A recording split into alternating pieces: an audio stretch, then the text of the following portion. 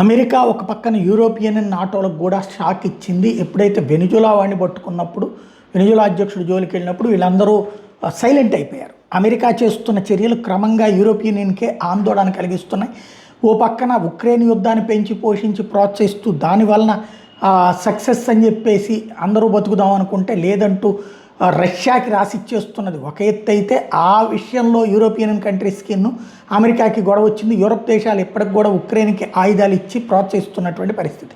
రెండో వైపున చూస్తే గ్రీన్లాండ్ యూరోపియన్లో భాగం, నాటోలో భాగమైనటువంటి డెన్మార్క్లో ఉన్నటువంటి ప్రాంతాన్ని మింగేయడానికి ప్రయత్నిస్తున్న యూరోపియన్ యూనియన్కి నచ్చట్లేదు.